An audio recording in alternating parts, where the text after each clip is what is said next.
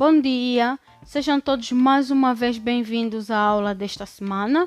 Como é do conhecimento de todos, estamos a falar sobre a união de facto.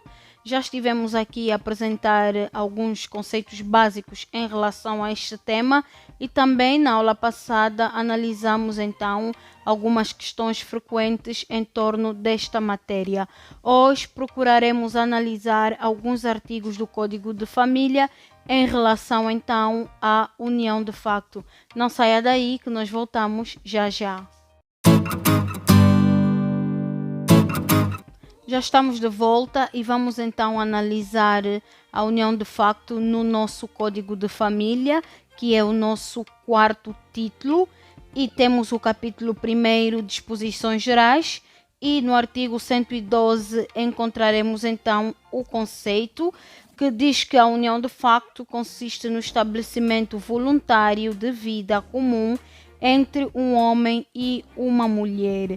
Vamos então ao artigo 113, que tem como título Pressupostos Legais, e diz-nos o seguinte: a união de facto só poderá ser reconhecida após o decurso de 3 anos de coabitação consecutiva e quando se verifiquem os pressupostos legais para a celebração do casamento, designadamente quanto à singularidade e à capacidade matrimonial.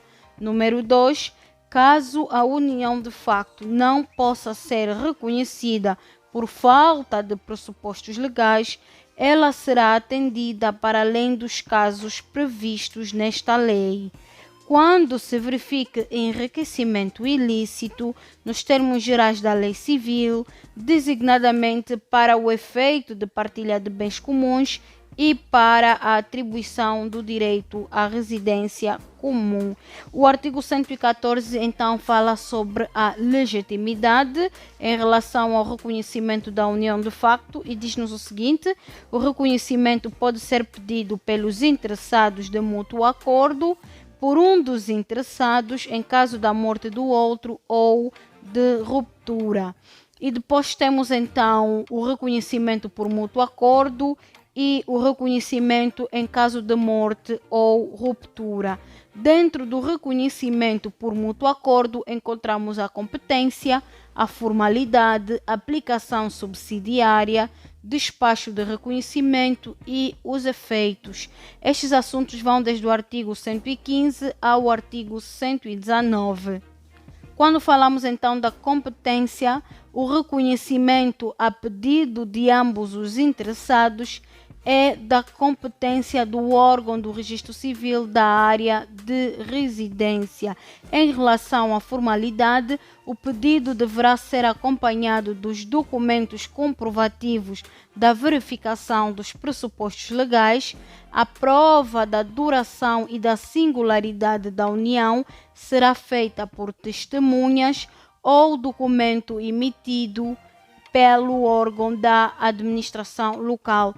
Os interessados então deverão declarar qual o regime econômico por que optam, quer seja o regime de comunhão de adquiridos ou o regime de separação de bens. Vamos pular agora para o artigo 119, que fala-nos sobre os efeitos do reconhecimento da união de facto por mútuo acordo e diz-nos o seguinte: o reconhecimento de união de facto produz os efeitos da celebração do casamento com retroatividade à data do início da união, em conformidade com a lei. Aqui encontramos uma diferença em relação ao casamento, que o casamento produz efeitos ou passa a produzir efeitos a partir da data da sua celebração, mas na união de facto terá então efeitos retroativos a partir do momento em que o casal se uniu, digamos assim.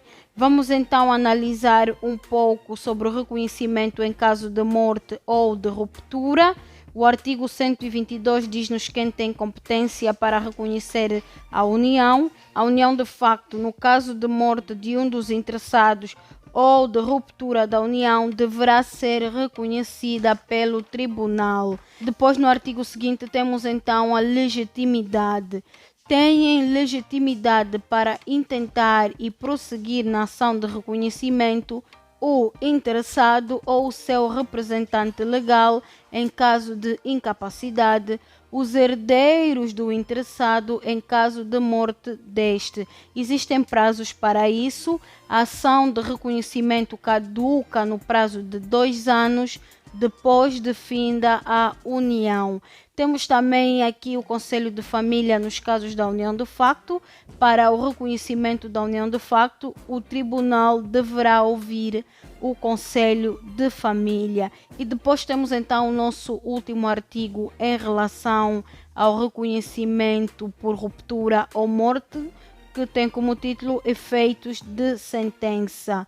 E diz-nos o seguinte: a decisão judicial que reconheça a união de facto produz, consoante o caso, os mesmos efeitos da dissolução do casamento por morte ou por divórcio e está sujeita a registro.